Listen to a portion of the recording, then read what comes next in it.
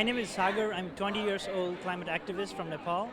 I grew up in Nepal in 1995. When I was 10 years old, I moved from my village to city. And at that time, I heard lots of people talking about climate crisis. I heard them saying that our mountains are melting. I started to know more, and I founded an organization when I was 10 years old. It was a campaign. We collected books to read about climate crisis, and soon, we decided that this is going to be the biggest problem of mankind. We don't have to save our planet, but it's about saving our generation.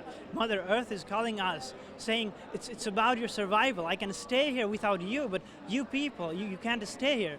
So then we started doing different campaigns, basically on education and advocacy to educate people. Climate crisis is real. And we started working, we started planting trees, we started training young people to serve as immediate health responders where there are floods, where there are glacial lake outbursts.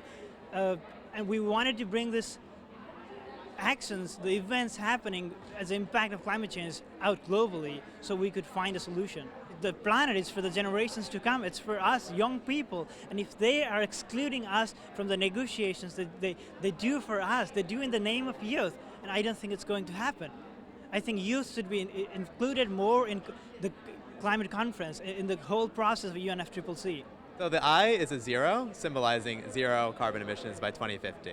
My name is Anthony Torres. I'm with Sustain Us, and I'm from New York in the United States. And we're here to call for zero by 2050, so that's zero carbon emissions by the year 2050, and to support the Climate Vulnerable Forum, which in its declaration called for full decarbonization and 100% renewable energy for all by 2050. The youth are going to be those who are writing history for those world leaders who are here just 2 days ago and the negotiators who are here for the next 2 weeks. We are the ones who are going to be bearing the greatest consequences of climate change throughout our lives in addition to future generations. And we have a responsibility to stand alongside those who are facing those consequences here in the present and fight for an alternative and more just future. 1.5 to stay alive. 1.5 to stay alive.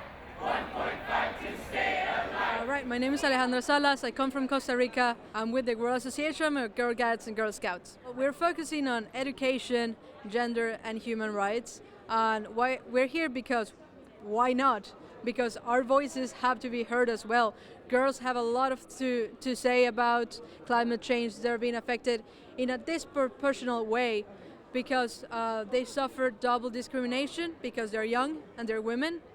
After a national disaster, they're the ones that are more affected. They get less food. They're sometimes the ones that get rescued the last.